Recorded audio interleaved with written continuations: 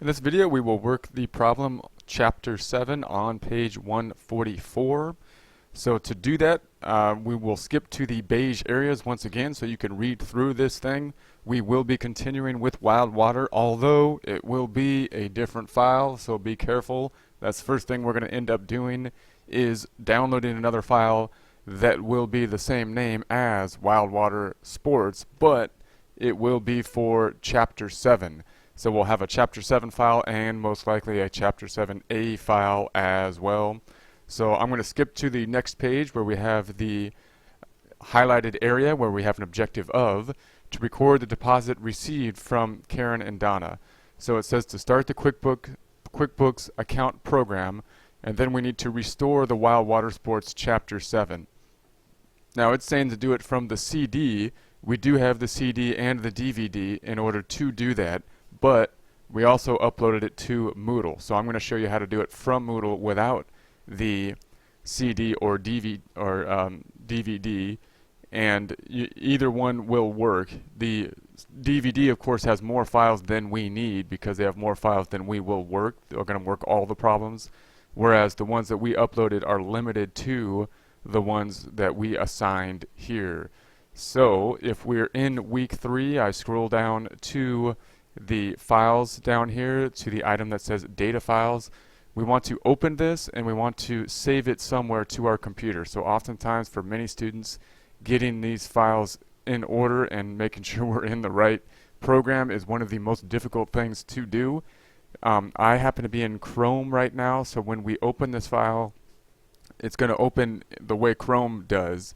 And what we want to do is open this file, save it to our computer. I want to save it to a folder that we called the backup files, then open QuickBooks and through the program restore the file, meaning unzip it, and then save the file to the data files. So our first goal is to get it from here to our computer. We can't open it because it's a zipped file and the computer won't know how to do that. So we need to somehow save it. So I'm going to open this file like so. Within these files we have this zipped folder, and notice we have 2 chapter 7 files. So they're both Wild Water Sports and they both say chapter 7, except this one has an A next to it. That's the one we're going to use for the problem, not for the book portion of it. So once we complete this, you may do another problem at the end of the book, which you will then have to restore another file. It will look very similar. Even the content in it will look similar. So just be sure you have that straight, that you're in the correct file when working the problems, or else it could be frustrating. Okay, so this is how I'm going to click on this, and in Chrome what happens is we have this icon down here that starts to open the file. Now if I click on it after it has been uploaded here, it will try to open the file. If I hit this, it says it's trying to open the file. The way I do it is I'm going to click on this. It says we can't open it, and I go okay, and then it goes into this temporary files here, show all downloads. So here's all the downloads that I have in this temporary file, and then I want to take this and put it where I want it to be on our computer, where we can then unzip it. So I'm going to snap this to this side of the window like so.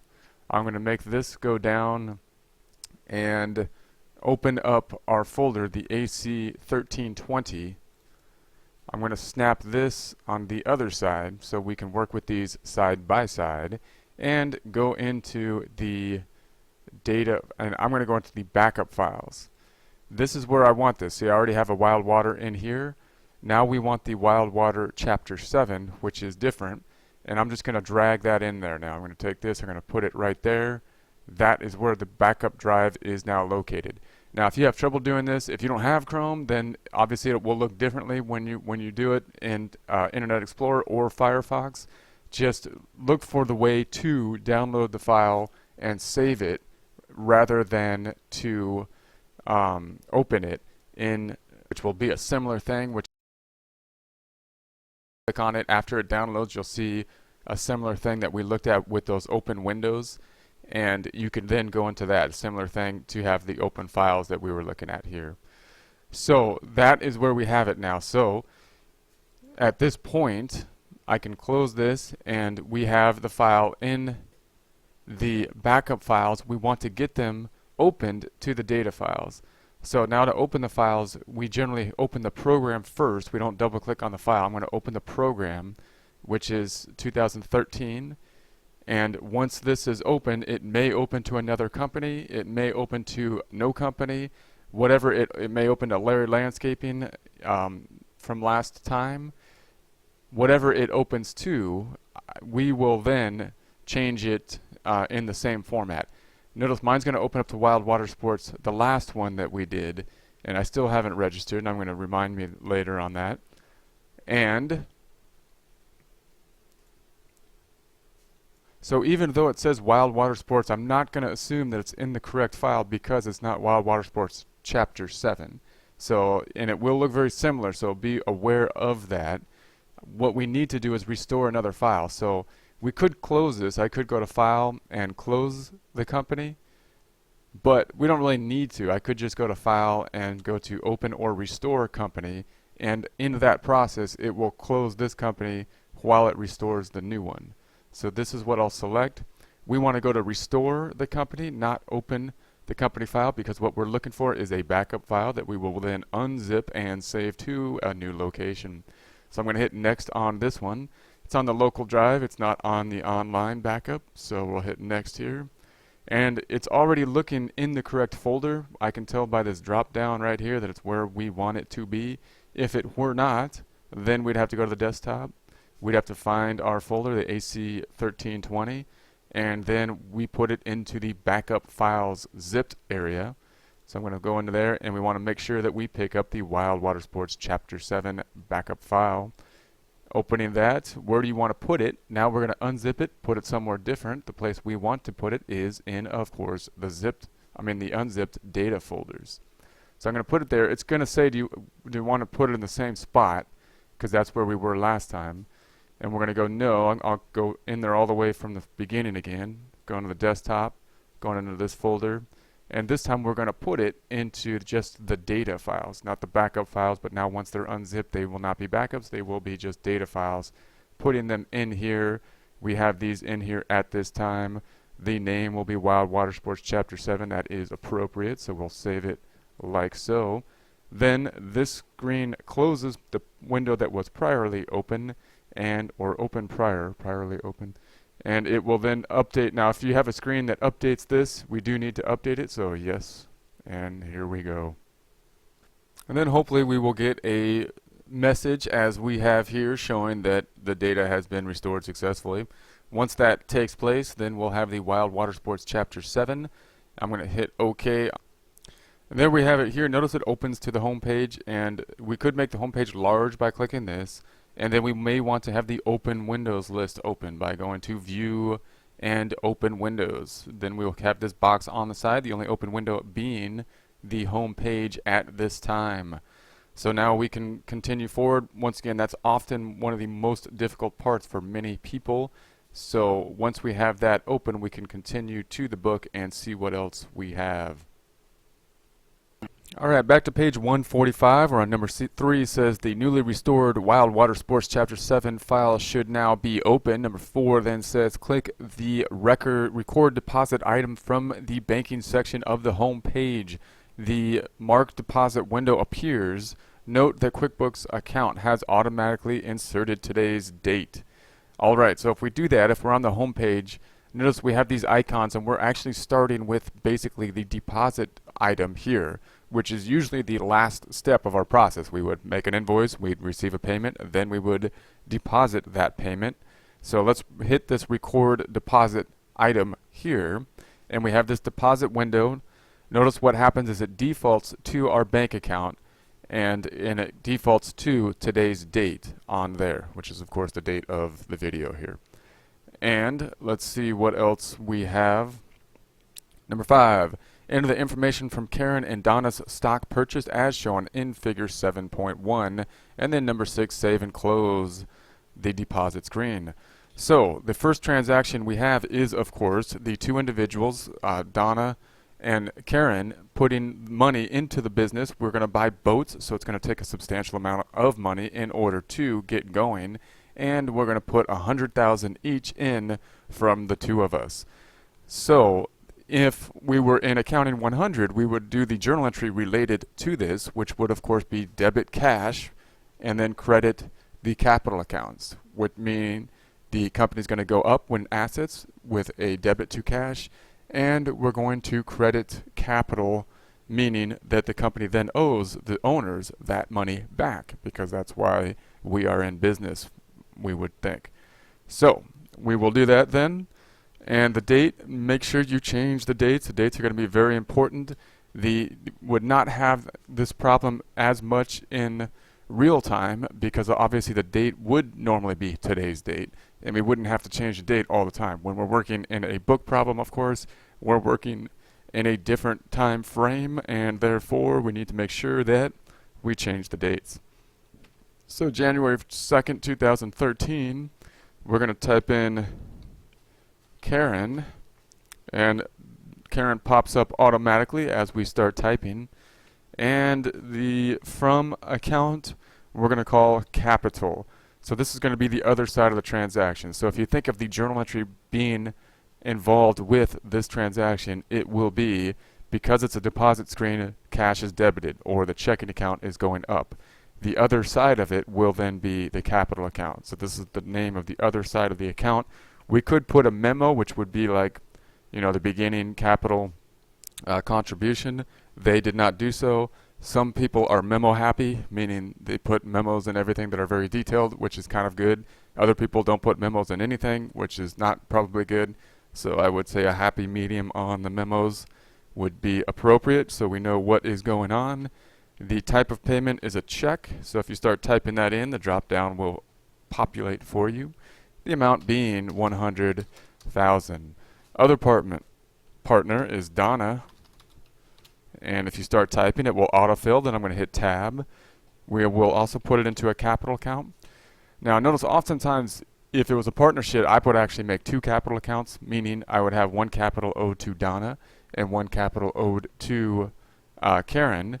They're putting it into the same capital account, which will then have 200 in it, rather than breaking it out between the two owners. So that would be the kind of the difference between a partnership and a corporation as to maybe how you would break these two out.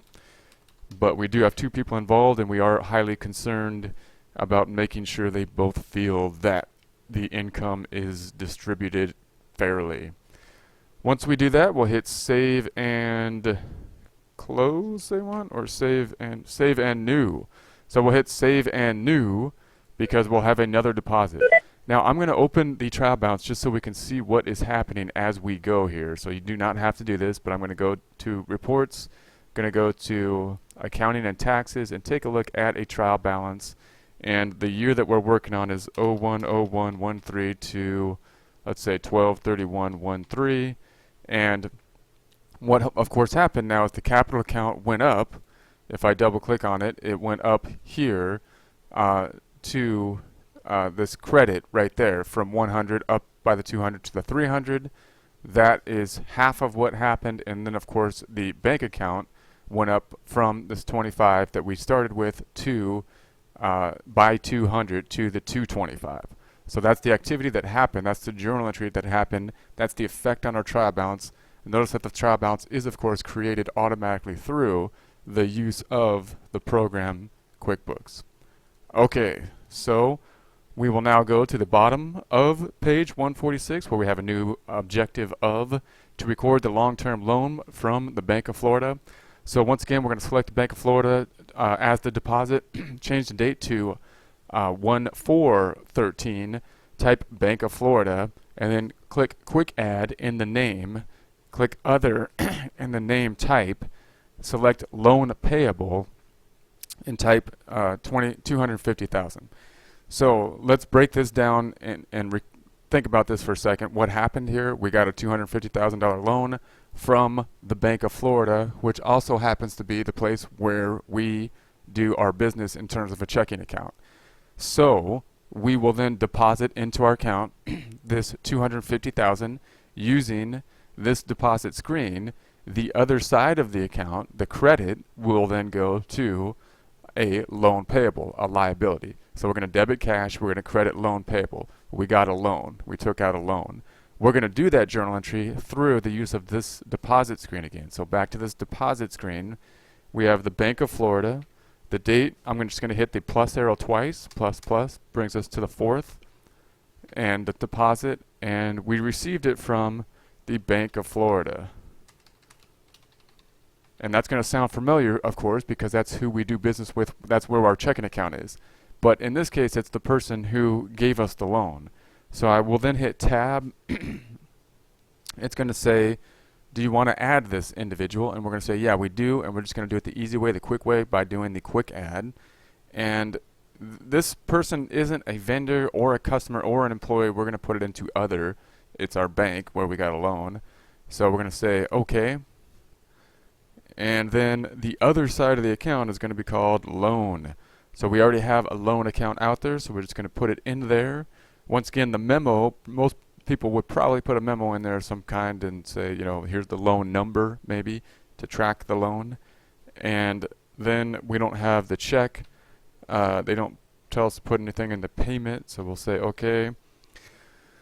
And it's for $250,000. Now there's no comma, so make sure you get $250,000. It's not $25,000. It's $250,000. And once that is done, we can hit save and close.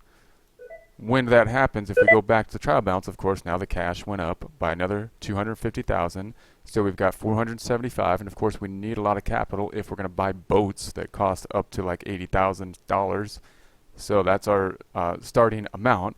And then, of course, the other side, the credit, went into the liability, loan payable being here, starting at $383, going up in the credit direction by $250 to $633. And we can now go back to the book and see what our next activity will be.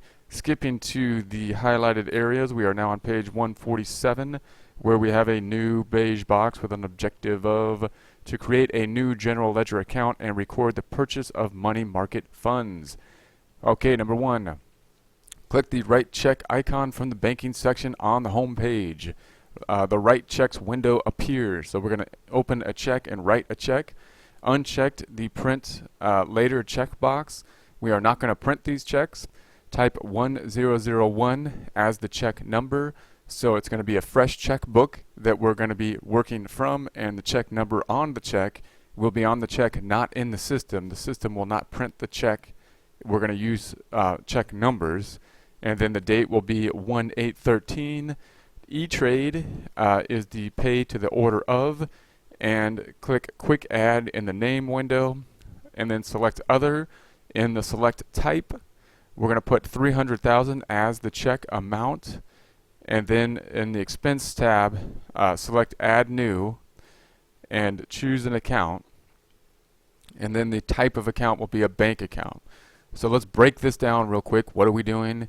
We are putting money into an investment account. That investment account is going to be E-Trade. So now we have all this money that we are going to try to spend on, of course, the boats, but right now it's just sitting in our checking account, and we'd rather be making some return on it by putting it into stocks, bonds, or some kind of savings account.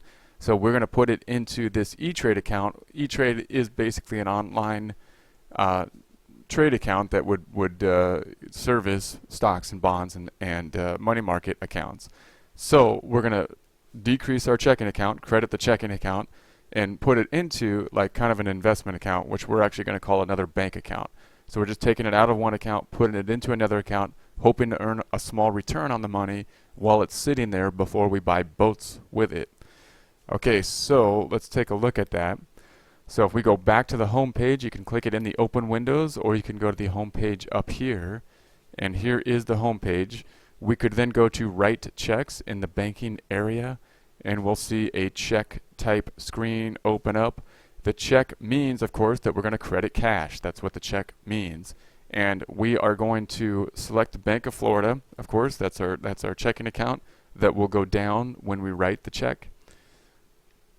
Okay, and then we do not want to print the check. So this icon up there, we're going to check that off, meaning we're not going to print this check. So this would be like an item if we actually had a checkbook that we wrote by hand, and then we go into here and we just enter the checks into the QuickBooks, so we'll track our transactions even though we're not using QuickBooks to actually print our checks. Then we would uncheck this icon, and of course for a book problem it would also be appropriate not to check the icon. Okay, and then uncheck the printer. Now the number is going to be here.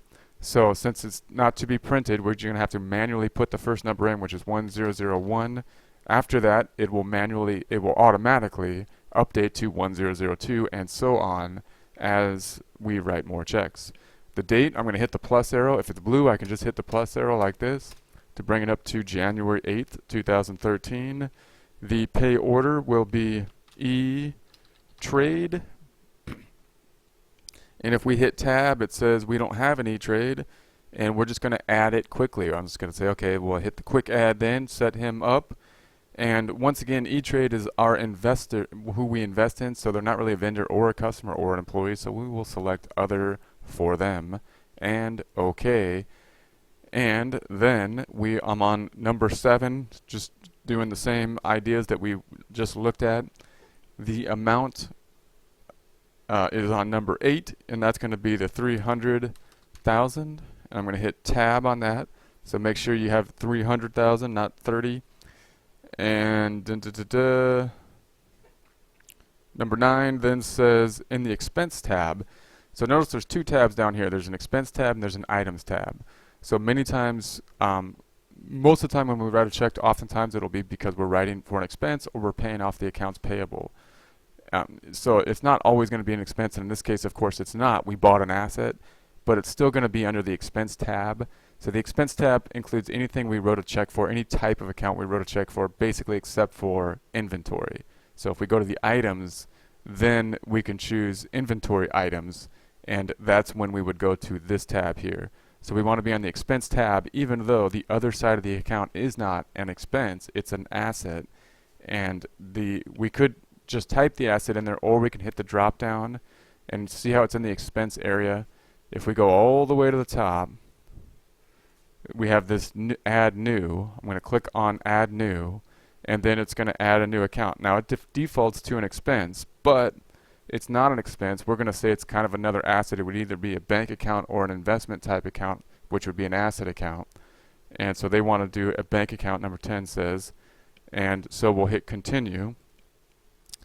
And then number 11 says that it's in the bank account now. Here's the drop down again, same drop down, and we're going to call it short term investments, like so, and that will be it.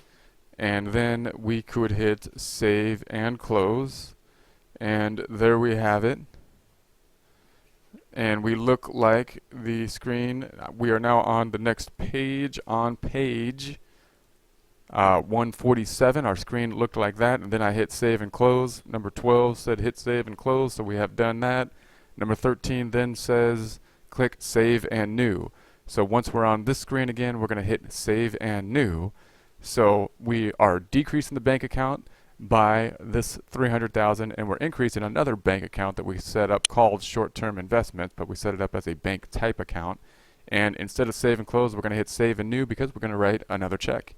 So save and new puts us at another check. Our balance right now is at 174 in the checking account as of this date.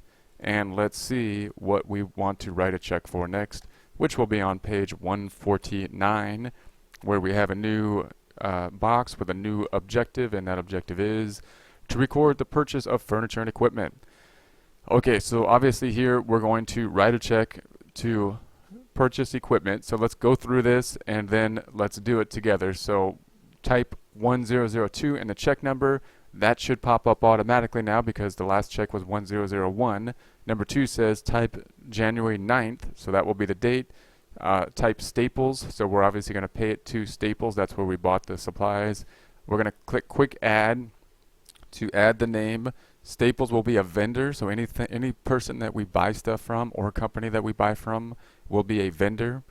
And then we're going to type 70,000, of course, the amount of the furniture, the check that we are writing. The other side of the account will once again be an asset, and that will be furniture and fixture. So when we write the check, it's going to credit decreasing cash, and it's going to debit increasing the asset of furniture and fixtures, and then we'll hit save and new to enter another item. So let's do that. Let's do 1 through 8 now. So we have this item open. I'm just going to tab through this now.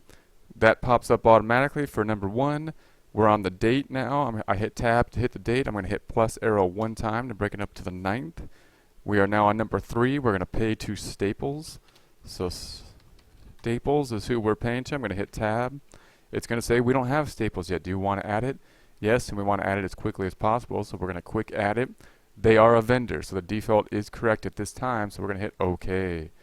And then number 5 then says that we selected vendor. Number 6 then says that the amount will be 70,000. Again, no commas in the book, so make sure you get the right amount of zeros there.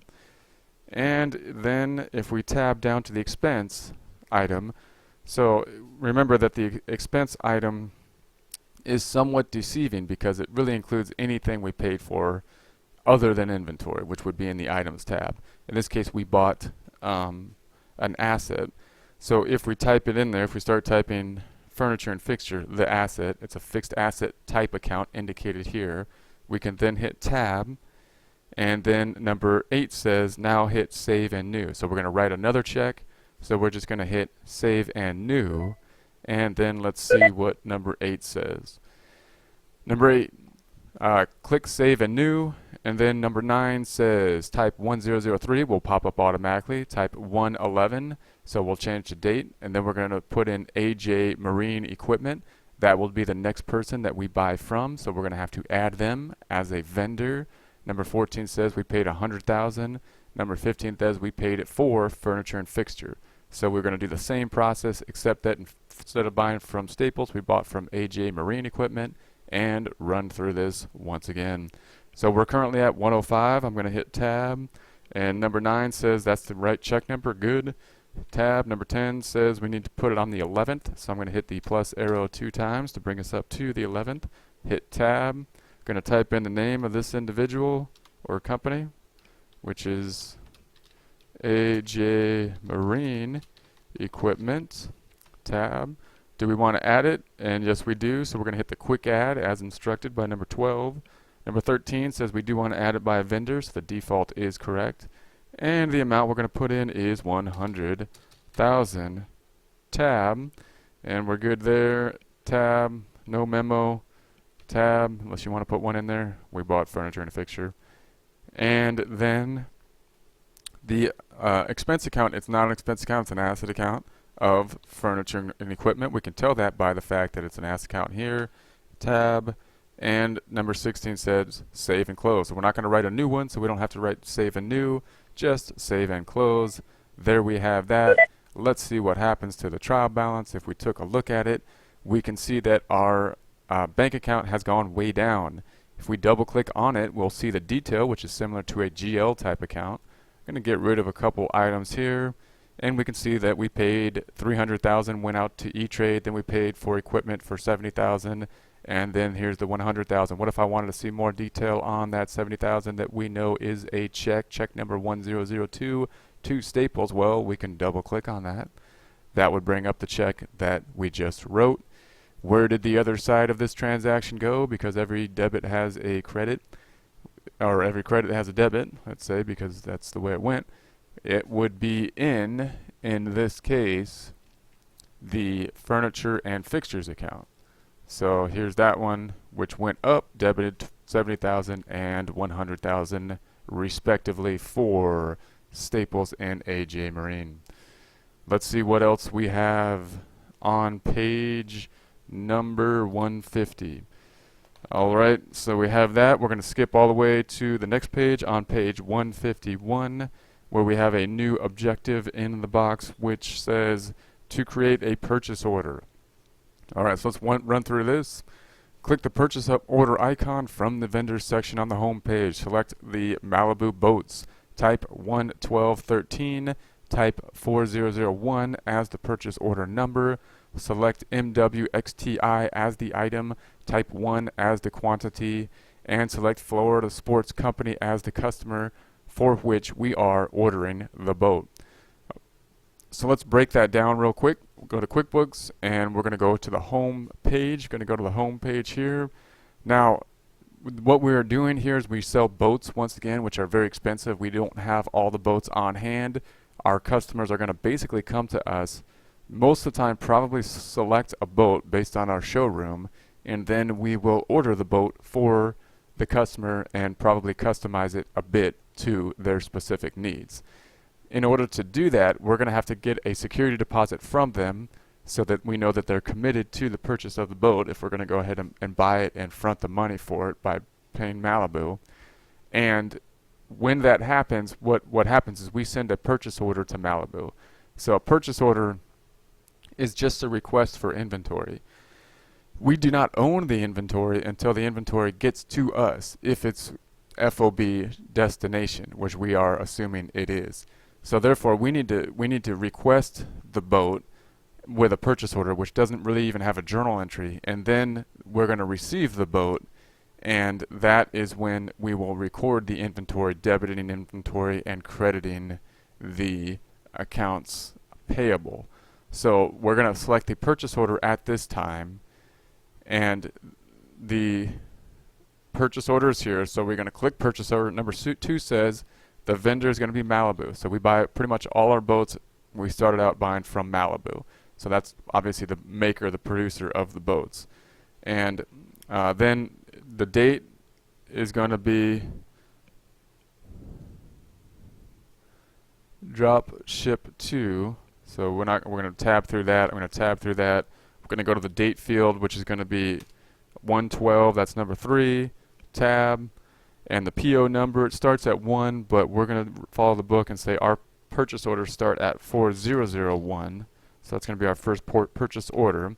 I'm going to tab through the Malibu boats, and that's us. I'm going to tab through that.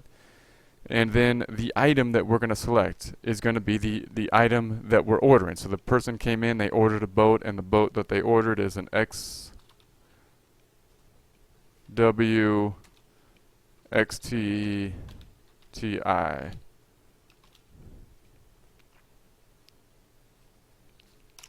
And let's see the drop down. So it's an MWXTI. And then it'll pop up down here. So we'll then select that one.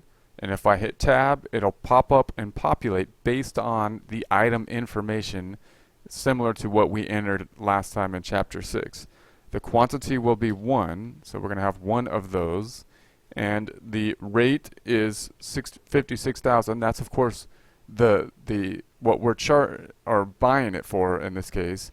And the customer, we won't always have a customer for a purchase order, but sometimes we will. So if we ordered the boat and just want to put it on our showroom or have it on stock, wouldn't have a customer. If on the other hand the customer came in and requested it, then we could link up this boat to the customer on the purchase order, which in this case we want to do because this Florida Sports Company came in and ordered the boat specifically. So when we go to Malibu, we're ordering it specifically for Florida Sports Cam. Alright, and then we should look like the picture on page 151, and let's take a look at the next page and see what we have. Number 6 says click hide history arrow to hide the information, and then click save and new. Note that QuickBooks account may identify a word it doesn't know, and before processing this purchase order, a check spelling on form window may appear to verify the spelling. Okay, and we're just going to hit add. So the history window is right here, so if we hit this little arrow, it'll stick it to the wall, and then we can hit save and new. And if this pops up, it's saying that this isn't a word, and what we want to do is say that's okay because it's the name of a company, and so we want to add that to the dictionary so that that should not come up again. So I'm going to hit add that same here. That's an abbreviation. We want to add that, and then we'll have another purchase order open up, and let's see what we want to do with this purchase order. Number 7 says select Teague boats, so that's our next vendor, the next big vendor that we buy from, As of 1/12, the date of the next purchase order, we're going to type 4002 as the number. That'll pop in automatically. Select new from the drop down, so we're going to have a new item. So remember, Teague is not our main purchaser, so Teague is a new boat that we're going to have to put in there. Instead of going to the item list and adding the boat, we could just add the boat here, just like we do with a new vendor or any other new item. And then an item list will pop up where we can populate the inventory part. We can put in the name, which is a T22V or a T22V in the description. The cost will be $63,000. The cost of goods sold is, of course, the account we will hit in expensing when we buy it. Teague Boats is the preferred vendor, and $78,750 is what we sell it for. And then, of course, the sales account is the income account.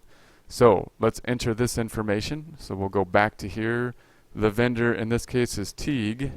So I'm going to type that in. It'll pop up. I'm going to hit tab. I'm going to hit tab. I'm going to hit tab because the date on page 152, number 8 is the 12th. So I'm going to hit, so that's the correct date. Okay, so I'm going to hit tab. Number 9 says that's the correct purchase order. So I'm going to hit tab, tab, tab. We are now on the item where it's number 10 says to add a new item. So if we hit the drop down here and see how the scroll bar is at the bottom, if we go all the way to the top, it'll have this new item button. We could also have just typed the new item and hit tab, and the same thing would happen. If we hit new item, then we hit this drop down and says what type of item do we want. It's guessing that we want, of course, an inventory part. We do, because we're going to put in a new boat from this vendor Teague, and so we'll hit tab. The item number, number 12, says it's going to be an item number T22V. Tab, tab, no manufacturer's part number, so I'm just going to hit tab, tab. Then we'll put the description, which is on number 12, says it's a Teague 22V. Tab, sales description is the same. Number 13 says the cost is 63000, and we're going to hit the cost of goods sold account when we sell this. And the preferred vendor, number 15 says is Teague Boats. So of course we buy this from Teague Boats, and then on the other side, when we sell it, the sales price, the amount that will show up on the invoice, so when we hit OK, the amount that will show up on the invoice, it will of course be the sales price, not the amount of cost when we do the invoice. In the purchase order, of course, it'll be the cost, the $63,000. So when we sell it and do the invoice, it'll be $78,750. We will have tax. The income account that we're going to hit when we sell it, when we do the invoice, will be boat sales. So notice this, that there won't be any transaction with the purchase order, but when we enter the invoice, income will go up by $78,750, but the expense of cost of goods sold will also go up by $63. The difference will be the net income that we earn. So then number 20 says click OK to accept this new item. So I'm going to hit OK, and then of course this pops up again, and we'll say, you know, add, and there we have it. So let's go back to the book, next page. 20 says click OK to accept the item. Number 21, type 1 in the quantity, and number 22 says select new from the drop-down customer list to display the customer window, and then type preferred rentals. So we have a new customer that ordered this book. So the new customer came in and said, hey, do you guys sell Teague boats? Because I'd like a Teague boat. And we go, well, no, we don't do it too often, but we would be happy to make that transaction. So we're going to enter this new customer. We'll put in his full date here, and then we will save and close this purchase order. So let's do that. I'm going to hit tab here. The quantity will be one boat. We're going to buy it for $63,000, and now we could hit the drop down for the customer and add a new customer. And then here's the add customer screen. The customer name will be Performance Rentals, like so. Tab, no opening balance. Tab, the date we could keep as 011213. Customer name, I'm just going to put the same name. Not going to put any information here. The other information that they gave us is the address. So I'm going to put my cursor down here, hit enter, type in the address of 15 Highway 22, enter, Orlando, Florida 32807. Then number 25 says we want to copy that over to the shipping area as well. So we'll copy that over, hit OK. That'll be copied over there, and then hit save and close to add this. So I'll hit OK, and then we can finally hit save and close down here. Instead of save and news, we'll hit save and close, and we've entered those two purchase orders. Alright, and now we're going to go to page 153 or 154 from page 153, and we have a new objective, and that objective is to record the receipt of deposits on future sales.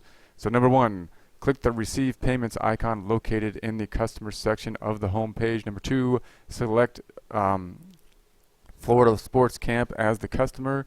Number three, type 17.5. Number four, type the date. Number five, select the check. And number six, type 8755. So let's recap that real quick and then let's do it.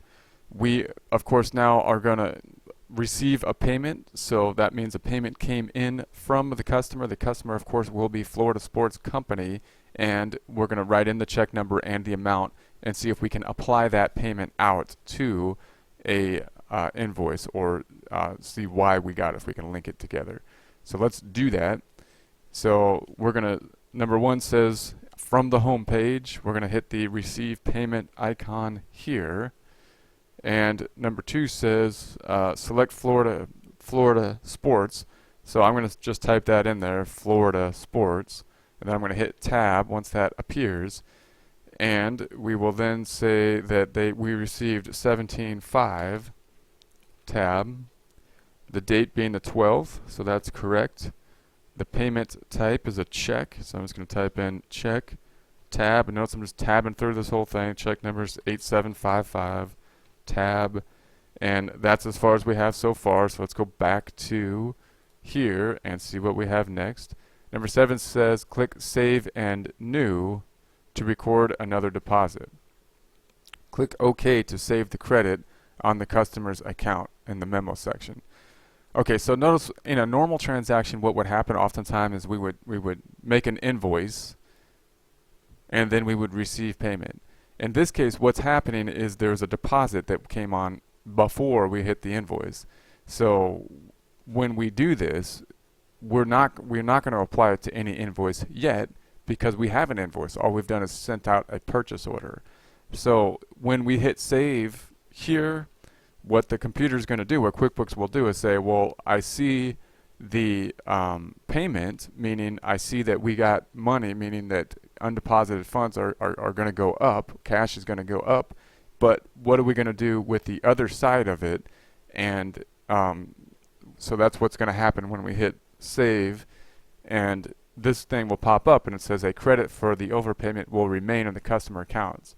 So we're going to say OK. The other side of it is actually going to be a negative receivable. So I'm going to hit OK. Now this is a little disturbing to us because it's not really proper accrual, although it really helps us to do things this way. So what ended up happening is we put the money into this undeposited account here, meaning that it's not in our checking account yet. Even though we got a check, we would normally put it in the checking account, but we put it in the undeposited until we go to the bank and put it in the checking account. So it's kind of like cash. We debited an account for kind of like cash, but it's undeposited funds, undeposited cash. So that's the debit. And then the credit, you would think if it was a deposit, would be something like unearned revenue. It would be most proper to make a liability account called unearned revenue, which we owe back to the customer if you know, we didn't give them a boat, or we owe them a boat, and then they owe us more money for the difference. But the reason we don't do that, what really happened is it went into the receivable account as a credit, reducing the receivable account. And that's kind of weird, but the reason we do that is because from a tracking standpoint, that will put it all in the customer receivable section here. So if we then looked at the customers and we looked at the detail for customers, we would then see that Florida Water Sports has a negative 17.5, meaning we owe Florida Water Sports 17.5. And that should be a liability. It shouldn't be a negative receivable. But we keep it in the receivable so that it'll be on our customer list. So notice that this is a convenient thing to do, but when we make our financial statements, we'll have to take it out of here and make it a liability, which is more proper for GAAP, for generally accepted accounting principles. So that is something that's a little bit unusual because of the fact that we do deal with deposits in this case. Okay, let's see what else we have here. We're going to go next, and it says, the number 9 then says, select performance rentals from the customer section, type the 196,687 as the amount received, type the date, select MasterCard. So this individual or company paid with a check, with a credit card, and then there's the credit card number, and then save and close. So we will do the same thing. We are back in our customer payments, and this customer, number 9 on page 155, says the customer name is Performance Rentals. I hit tab.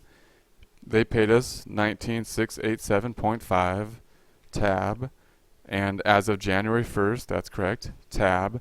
Not a check, this time it's a MasterCard, tab. Card number, number 13, says is 2158-6412-89842-9855, tab, tab. Oh, that's the reference number. All right. And the credit card number. Okay, that's okay. Then I'm gonna in the credit card number. That's where this should go. 2158 tab 6412 tab 9842 tab 9855. So I'm going to delete it from here. And then the expiration date is 04/14. Okay. So then we have that, and number 14 says save and close. So same idea. So we'll hit save and close this time. And once again, it says this guy has a credit memo, this company. We're going to say, okay, that's fine. So once again, if we went to reports, customers and receivables, and customer balance detail, we would then see that, of course, we owe this customer $19,687 as well. Now, of course, we're going to pay him with a boat, and that's the business transaction. Okay, so let's see what we have on page 156. Continuing, and we then have another objective of to record cash collected on account. Number 1. Click the received payments icon located in the customer section of the home page. And number 2, select Buena Vista Water Sports. Number 3, type 30,000 as the amount received. Number 4, type 115 as the date received. Select check as the payment type, and that's the check number, and then save and close. So let's do that. Let's go back to our QuickBooks. We will then go to the home page, and number 1 on page 156 said, once again, click received payments. So once again, we're going to go to the received payments icon, and this time we received a payment from Buena Vista, which says on number 2. Once that pops up, we'll hit tab. Number 3 says we received 30,000, tab. The date, number 4, says is the 15th. Mine hits the 12th, so I'm going to hit the plus arrow or button 3 times, bringing us up to the 15th. The payment type in this case was a check. It says number 5, and the check number is 65454. And then I'm going to hit tab. And notice what it did here is that it applied it to, in this case, this invoice. And so that's more of the normal transaction where it's applying this amount to the amount that is due to us. So that would be the normal transaction. So they owed us this 30 left, and then we got paid. So it then says to hit save and close, and let's see what happened on that transaction. If we look at the customer balance detail for Buena Vista, Buena Vista owed us $33,000. They just paid us $30,000. Therefore, now they owe us $3,000. And if we double click on the 30, there's that transaction that we just posted. Okay, so let's see what we have next. So we'll scroll down to the bottom of the page. We have a new beige box to record cash sales. Number 1, click the Create Sales Receipts icon located in the Customer section in the home page. Number 2, select Add New from the Customer Job drop-down. I'm on page 157. Number 3 says select type Seth Backman, and then as the customer name, type this customer's bill to here, click OK, type 116, and then type 1 as the check. This customer bought an MSLSX, bought one of them, and we're going to have sales tax on it. So in this case, what's happening here is Seth came into the store and just purchased this thing. So we didn't have any deposit, we didn't have any of that. He just went in the showroom, said, I want that one, and we said, okay, and we are now going to sell that to them, to Seth. So if that's the case, then we go to the home page, and we don't have to enter an invoice here for this one because the invoice would put it into an AR. If we hit an invoice, we'd have to hit invoice, receive payment 2 times. And we could do that transaction 1 time and just say that we are going to create a sales receipt, which is of course what it tells us to do on page 156 at the bottom of the page. So number 1 says click that button, so let's do that. And then it says select Add New from the window. So we could have just typed in his name and hit tab, or we can hit the drop down and select Add New. Number 3 on page 157 then says that the individual's name, our customer's name, is Seth Bachman. Tab. No opening balance. Tab. And we could change the date to the date of this transaction, I guess, which is 01/15/13. Obviously, today's date would be appropriate. That's what was in there if it was a real-time transaction. And then the company name, I'm just going to tab through this. It's an individual. I'm not going to put all this there because they don't ask us to. And we'll put down in the billing item here, let's put Seth and then enter, and let's put the address on page number 4 says it's 140 Fir Avenue in Miami, Florida 33106. Want to make sure we take down his avenue because we want to send him some flyers for our in the future. And then we're going to copy that advertisement, that over here, and that will be here. Number 6 says that the type the date 1/16. So the date, I'm going to come back up over here. I'm going to hit the date 1/16. And number 7 says type 161 as the check number. Okay, that's it. So I'm going to hit OK here. Now here is Seth, our new customer has been input. Going to hit tab, tab. Going to make this the 16th as number 6 says.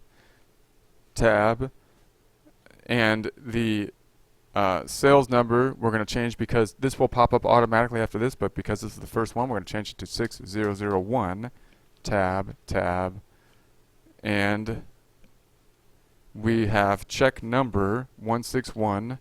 From Seth, check type is check, tab, and we have item MS, this number 8, LX, so that's this one here. The description is a Malibu sports setter, quantity, one of those, and then of course this 52,000 represents the sales price, not our cost.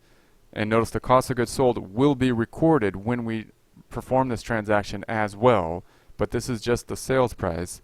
And then number 9 says that we do have to charge sales tax, so that the default didn't happen here. We need to make sure that we charge the sales tax. So sales tax item. So select the state tax from the drop down. So state tax, we want this one. Okay, and that's the 6.5. So then we sold it for 52. We have to charge another 3,380 to bring the balance to 55,380. Of course, we don't get to keep that money. That is going to be paid to the state of Florida. Okay, let's see what else we have before we record this. Make sure we got it all in there. So we're okay there. Number 12 then says, click the hide history arrow and then click save and new to record another sales receipt. Click yes if asked to add new item appear next time, and click add twice to add the Sportster and the LX to the dictionary. So then we'll do that. Okay, so we can hide this again if we would like, and then we're going to hit save and new, and then you have changed, Seth. Okay, tax item. Would you like to have this information appear next time? Yes, we would. And then we're going to say add this and add that to the dictionary as instructed. And now we are on number 13. So we'll do the same thing. Just to take a look at this, of course, what happened here on this transaction, we sold inventory. So if we took a look at that, of course, the sales side that happened is boat sales went up. So here's the credit to sales. And the debit half of that is, of course, that inventory went down. Here's the inventory went down by 41.6. And then the cost of goods sold here is the debit, 41.6. And I'm sorry, the other side is also accounts receivable went up. Or in this case, he paid us just a check. So undeposited funds went up by the 55. So what's the transaction? Debit cash, in this case undeposited funds, because we got a check that we have not yet put in the bank. And then we credit boat sales for the sales price. Then we debit the cost of goods sold for the cost of the boat, which we could not see on the form because, of course, we're not going to put that on the invoice or the sales item that we give to the customer. And then we're going to credit the boats for that amount. And then, of course, we also had to collect for sales tax, which means we collected more cash here in the undeposited funds, and we had to put it into sales tax payable here, meaning we owe the Florida Department, state of Florida, that amount for sales taxes at that time. So we're going to have to pay that at a later date. So, of course, once again, whoever made this sale that was not working on the floor probably has no idea of that journal entry. Wouldn't be able to tell you the debits and credits, but they would be able to record that transaction, make the sale, and if QuickBooks is set up properly, then of course the transaction will be recorded automatically.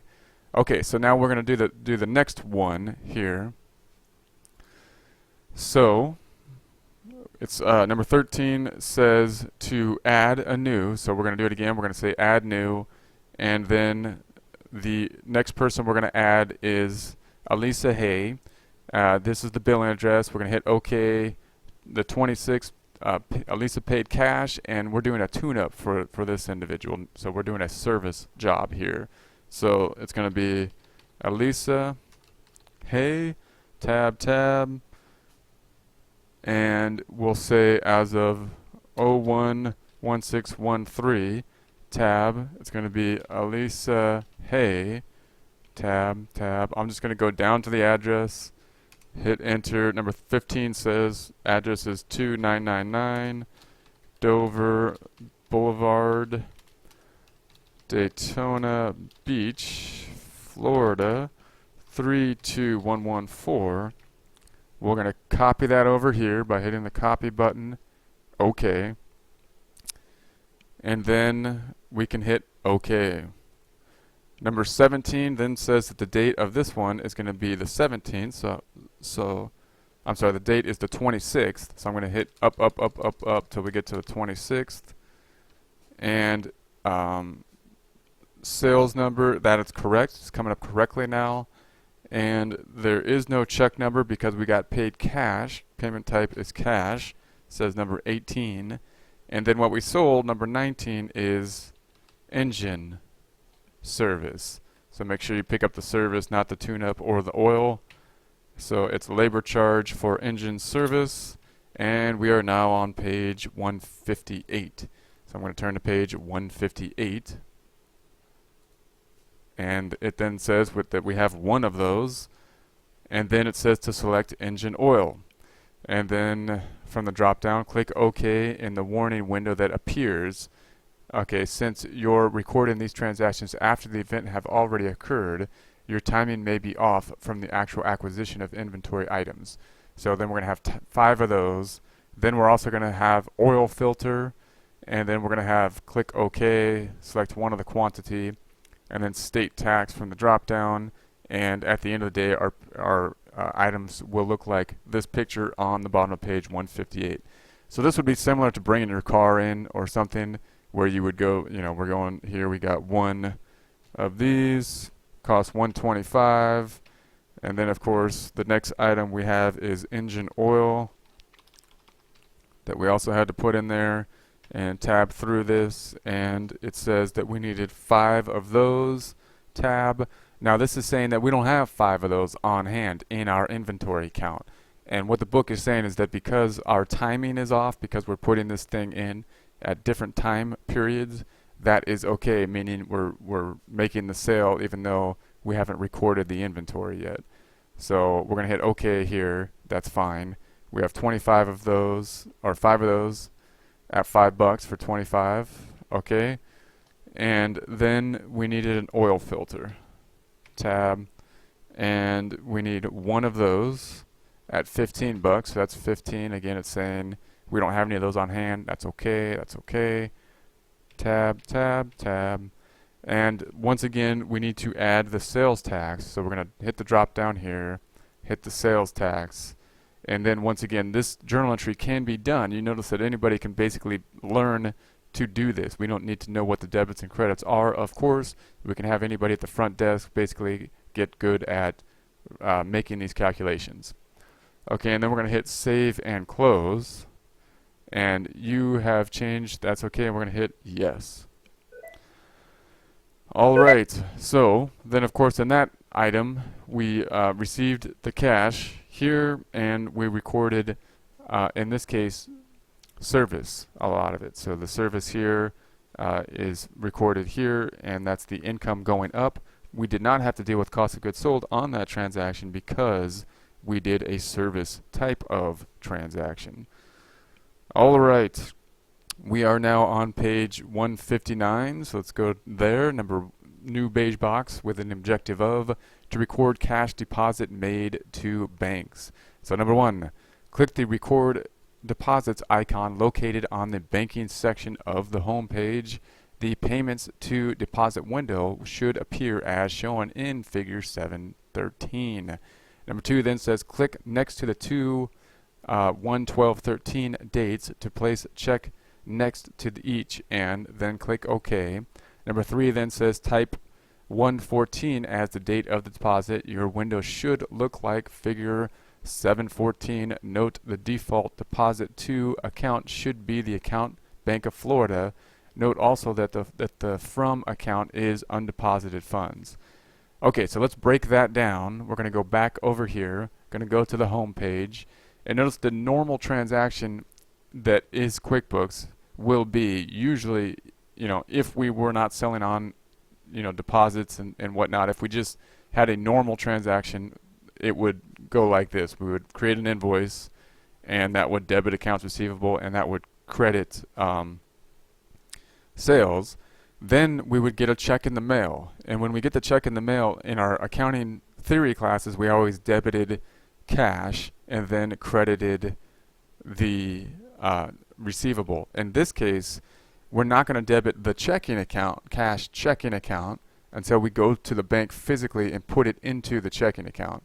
So there's an in-between step. So remember, whenever we're hitting this button saying we got a check in the mail, or someone gave us a check in the store, we have an in-between step saying that we will reduce the receivable, meaning the guy no longer owes us the money at that point in time, but we're not going to put it in the checking account.